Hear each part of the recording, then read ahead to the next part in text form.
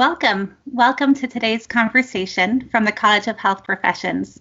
The title is Successful Communication During COVID-19 for People with Speech and Hearing Challenges.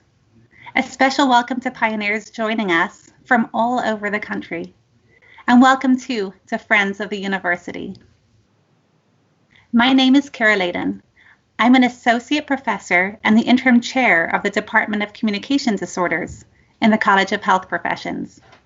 I have a PhD in speech-language pathology from Northwestern University, a master's degree in speech-language pathology from George Washington University, and a bachelor's degree in economics from Trinity College Dublin in Ireland. My clinical practice, research, and education at SHU are in the areas of voice and swallowing disorders. So this morning, I'm really excited to introduce two guests. The first is Dr. Jill Douglas. Jill Douglas is an assistant professor of speech-language pathology at Sacred Heart University. She received her PhD and master's degrees from the University of Louisiana at Lafayette. She received her bachelor's degree from Louisiana State University. Her area of research and clinical expertise is in stuttering. Before joining Sacred Heart University in 2014, she was a senior lecturer in Auckland, New Zealand.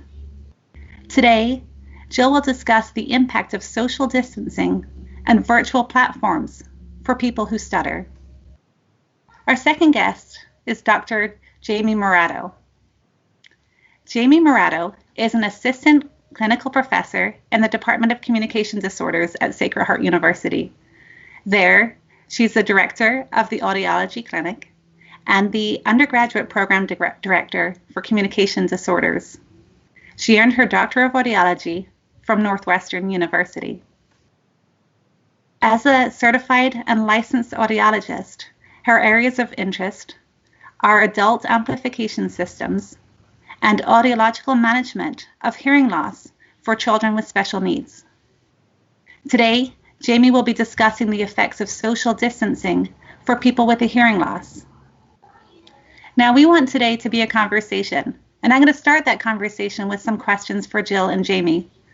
Everyone wants to hear from these educators in this moment where each of us finds ourselves working from home and communicating at a distance and using new forms when we're communicating with our family, our friends, and our coworkers. Our hope for today's conversation is to discuss the role that each of us plays as a communicator and to talk about tools and mindsets we can use to increase our communication productivity when engaging with people with communication vulnerabilities during COVID-19. We have some questions already submitted by the alumni that will guide this conversation, but we welcome your continued involvement via the chat feature. So please submit your comments or questions, and we'll be delighted to incorporate them into this conversation. So to start this conversation, Jamie, during this time of social distancing and online communication, how are people with speech and hearing difficulties and their communication partners impacted? Thanks for having me on, Kara. And that's a great question. So today's conversation is to bring light to the changes in our day-to-day life and our day-to-day communication. When we typically think of communication, we often teach our students and our patients that communication is a two-way street. It involves someone sending a message, typically speaking, and someone receiving a message, typically hearing. But it's much more than just hearing and speaking when there's a breakdown somewhere, whether the person is having trouble hearing or the person's having trouble getting their words out. This can be frustrating for their frequent communication partners or their loved ones, the person they live with. If the frequent communication partner is constantly repeating themselves, they might get so frustrated that they don't want to talk to the person anymore. And that can really impact the relationships. So the point of this talk today is to educate everyone because we as a society need to be responsible and increase empathy towards people with communication vulnerabilities. We are going to give communication partners tools to communicate better with people with communication disorders. And again, our goal is to increase the compassion of our society by understanding the complexity of needs for people with communication disorders.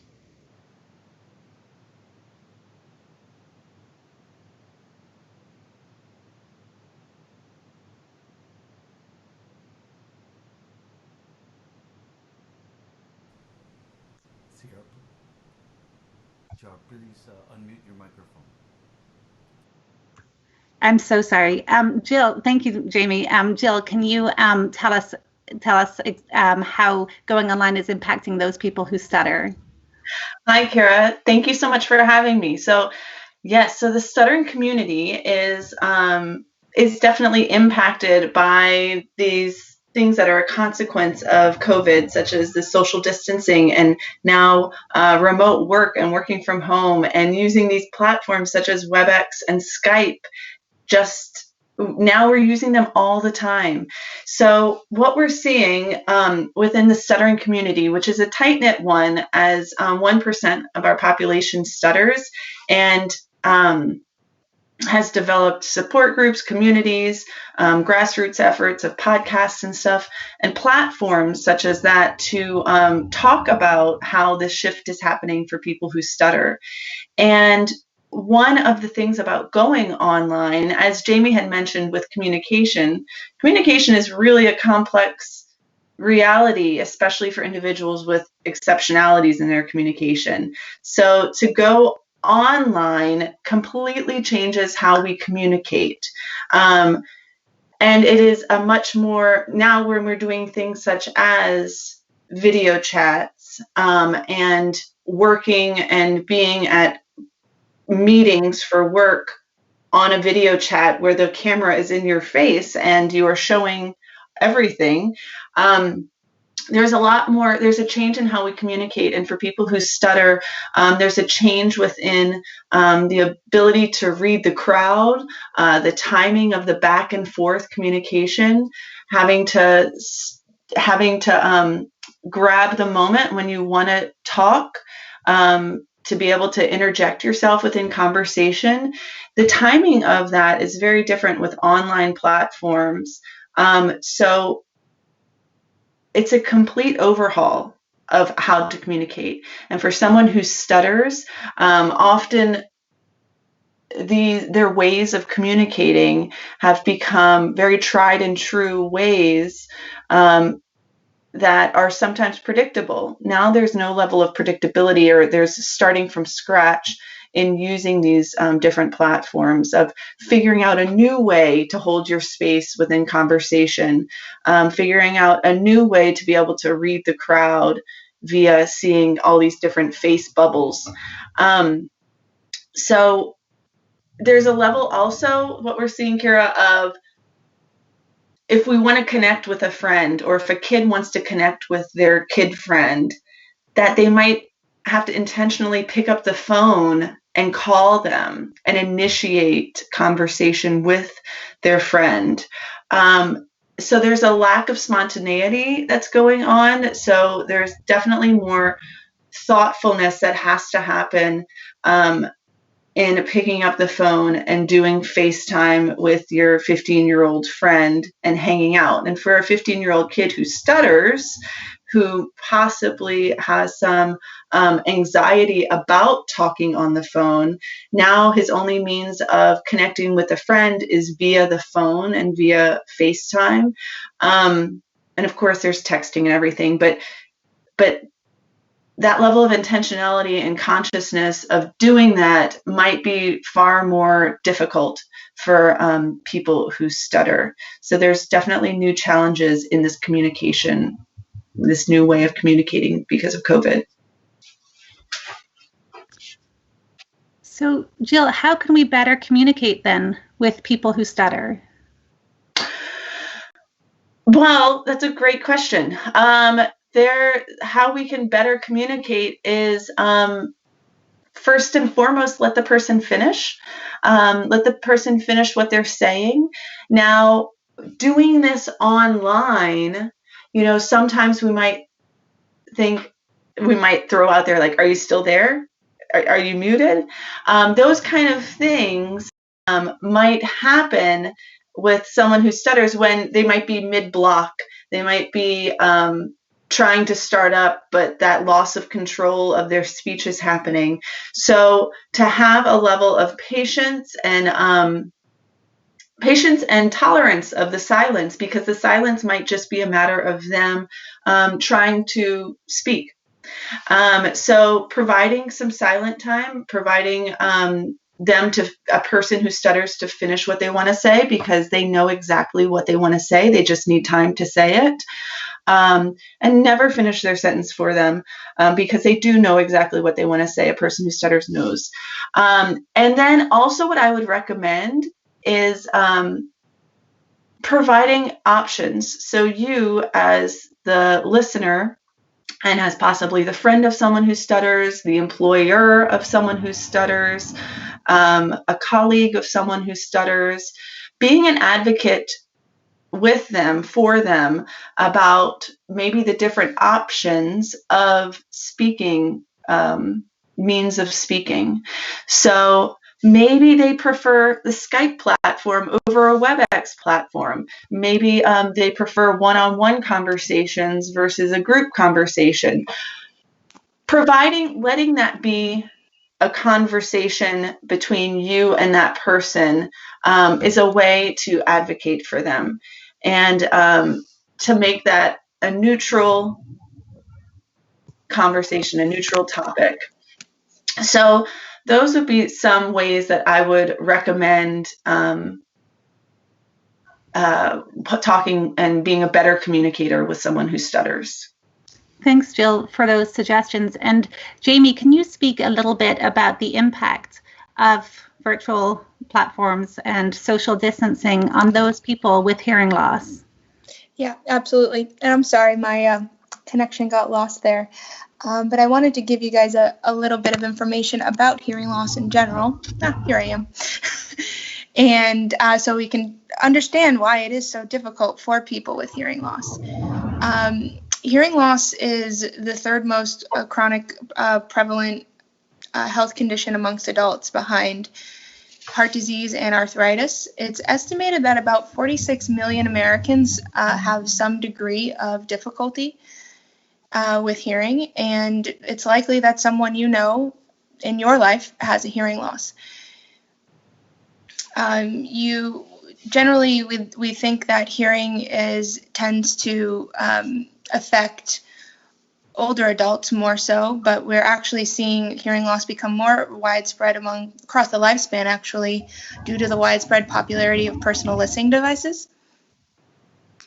These are your smartphones and your earbuds, and really the effects of hearing loss can be absolutely debilitating. Being unable to hear might make a person feel more isolated, especially in a time like this.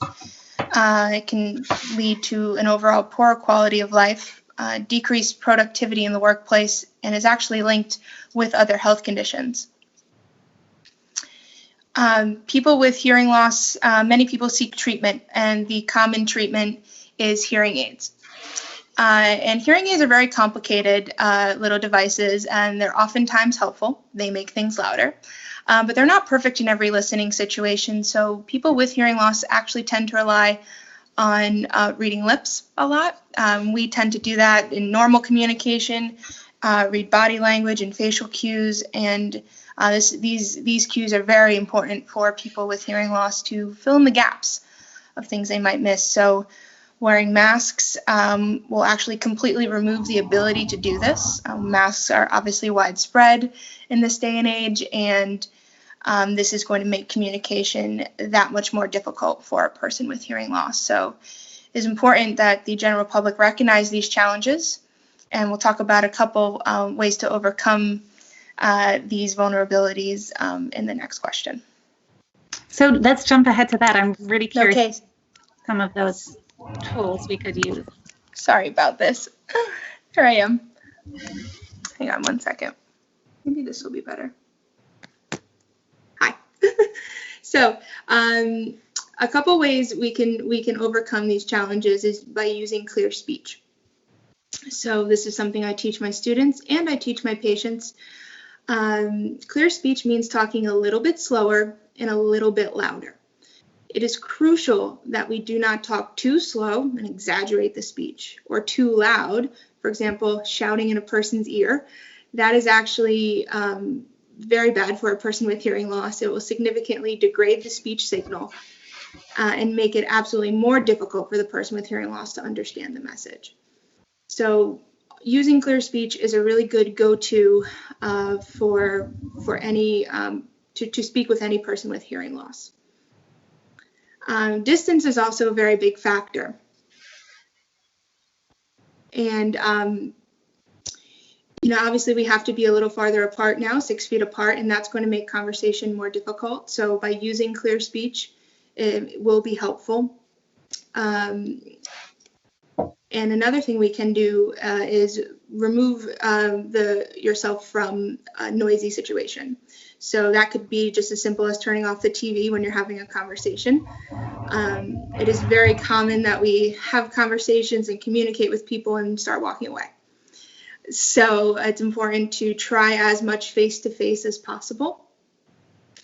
And we oftentimes tell our patients just to remove themselves from any kind of noise source. Another way we can help people with hearing loss is by using masks that have a clear window into facial cues. So here's an example that some creative folks have made so that the patients with hearing loss can actually read lips while protecting their face. So this will be crucial to use. You can either use a mask like this and kind of make one at home, or a face shield that is a completely plastic covering and this person's wearing a mask underneath. You can choose not to, so you can have more access to the face and facial cues.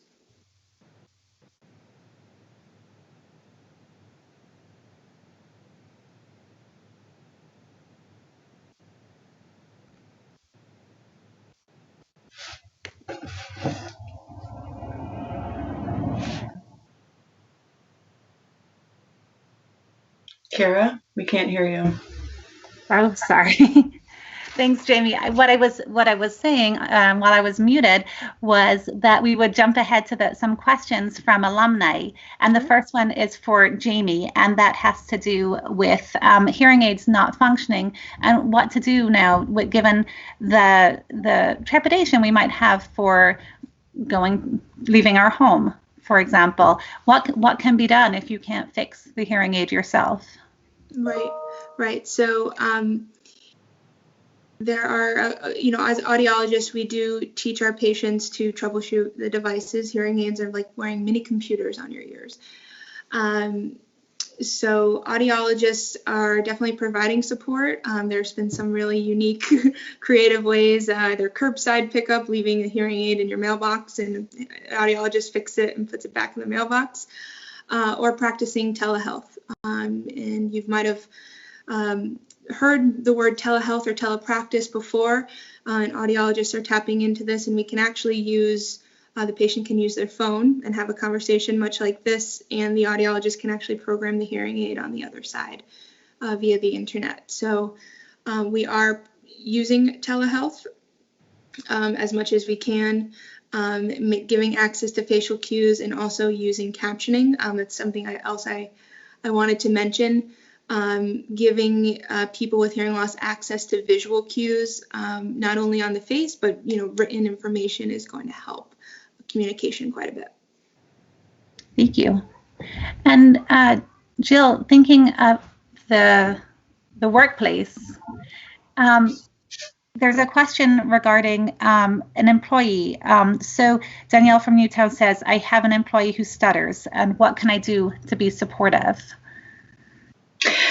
This is wonderful. It's great to acknowledge that you notice somebody is stuttering. This is good. It's the first step of building some compassion and empathy, that you're working with someone who knows what they want to say, but there's a there's something happening in their system that's a loss of control, a spontaneous, involuntary loss of control in that forward flow of speech. So the first thing to do is appreciate and understand what stuttering is.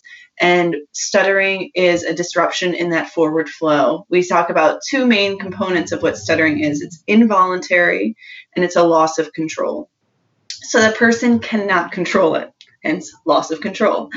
And after the age of 6, a person will not spontaneously recover. The only way a person can speak fluently after the age of 6 is by just fluency that's spontaneously happening, that's, in any given moment that they're speaking fluently, or they are using some technique to consciously overcome their stutter in that moment, which does take quite a bit of effort and consciousness of using some technique. So understand that it's not a choice, and understand that fluency is sometimes very unnatural. So what I'm trying to get at here is, if you have an employee who stutters, is to think of their stuttering just as their way of speech, that's how they talk, and to respect that this is the way that they talk, and that what you are to do as the listener is to only control yourself, and to realize that you yourself can do something, such as wait patiently, can do something by being comfortable in your own skin when somebody maybe is has severe jaw tension in their moment of stuttering, something that you need to identify. If you feel uncomfortable with that, that's you who feels uncomfortable. Your client, the employee before you, is just trying to talk, and this is their way of talking. So I like to liken it to thinking similarly with, if you have an employee who walks with a limp, how would you feel about that employee? What would your expectations be of that employee? Would you ask that employee to just sit in the chair so that they don't walk with a limp, so that, others feel more comfortable, or that you feel more comfortable? Or would you just expect that person to walk because that's their human right, is to walk when they want to walk, and it just might happen to be with a limp? So if we can take that same lens of acceptance and understanding that someone who stutters has a human right to talk, and it just so happens that they stutter, then that is the framework and foundation of a mutual respectful conversation and appreciation of each other, and seeing that this person knows what they want to say. They need time to say it, and that's what you have to do, is give them time to say it. And I would always recommend, if there needs to be open communication with this person about their stutter, because to find out more, to pick their brain about just what their experience is with stuttering, or what you can do to advocate for them, then that is a very reasonable route to take, and would be more than likely appreciated if you come at it in a neutral and supportive sense. Right, and that actually leads us to the next question, Jill. You've been talking about the role as the listener, as a communication partner, but how about the role? How about tools for the person who is stuttering? There's a question from Shelton saying that, I'm worried my stuttering is getting worse. I'm more stressed at this time, and just that fear of not being able to communicate as successfully as it could have done before we have all these other anxieties. Yes. So these communication stressors, the anxiety of what's happening in this world right now, all of this definitely can enhance a stutter, because after that age of 6, when we have when people who stutter have different experiences with their stutter, the stutter and anxiety becomes kind of this juggernaut of reality that that the anxiety can enhance the stutter and the stuttering can enhance the anxiety. So feeling more isolated and feeling their communication is just completely overhauled and different now because of now having to use different platforms for communication. That's a very reasonable response for individuals who stutter. And know that this is a conversation being had among the support communities. And so what I would highly recommend is seeking out support right now. As much as you can with the people that are around you, but seek out even further to groups such as the National Stuttering Association. They're hosting different gatherings for parents of kids who stutter, for adults who stutter, for kids who stutter. All of these conversations and supports are all existing right now. The National Stuttering Association is a great one to go to. And then also listening to different podcasts, possibly, such as the Stutter Talk podcast, stuttertalk.com. Peter writes this, is having great conversations about how are people who stuttering getting through this. And so understand you're not alone and that there are people out there to talk to about this who can completely understand what you're going through right now. Thanks, Jill. And those are some website links that we'll make available at the end. There are the links. Mm-hmm. And Jamie, I imagine that there's parallels with hearing loss and the stresses of communicating as the speaker and also as the listener, and this must be a more trying time now too. Absolutely, yeah. Thinking just about being a caretaker for someone, and I have some personal experiences where you are caring for someone and they keep asking you to repeat, what? I can't hear you, and you can't get that close. You're wearing a mask, and that can be really frustrating for the person who is trying to hear you, but also as the speaker, you're exhausted. You're exhausted as the listener, and I think one theme of today is practicing patience. Obviously with yourself, if you're having trouble getting the message out or receiving the message, but as the caretaker, as the loved one, as the person in the grocery store, just to be patient and compassionate, especially now more than ever. So it definitely can be frustrating, and many people are going through these stressors, and so analogous to the stuttering support group, there is the Hearing Loss Association of America, where it's people with hearing loss and loved ones of people with hearing loss who share their strategies, and just is a really welcoming place to find support.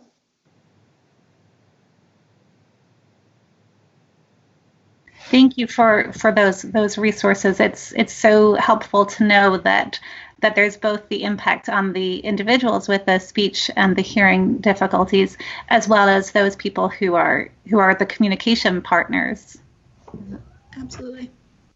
So as we wrap up, are there any other tips you'd like to suggest with compassion for the speakers and compassion for ourselves as listeners? On a final thought, I would like to say at this point of the COVID, isolation time or a social distancing time, that I do think the stressors are even higher right now because this has been a long time.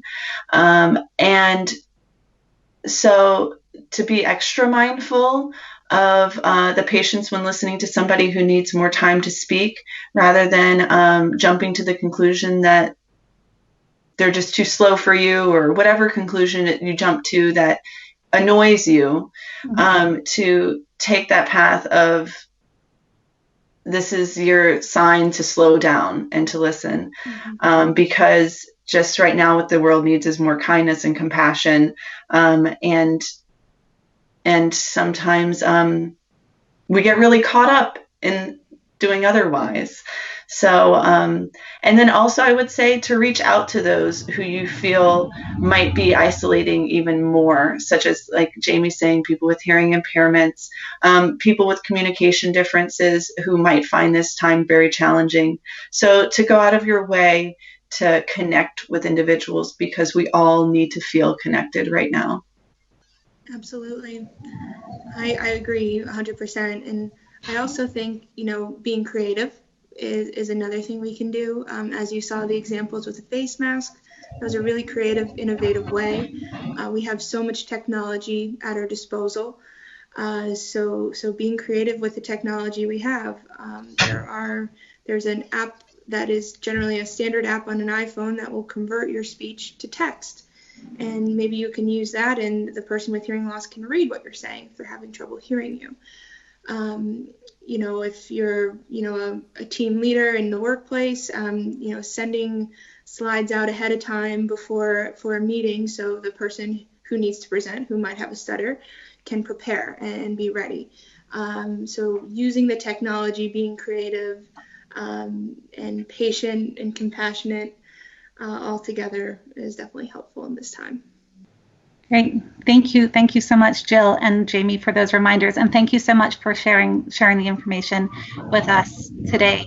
I also would like to thank everyone who's joined us and everyone who submitted questions. We really appreciate that you're engaging in these conversations about how to communicate, the role that each of us plays, to be successful and to help others.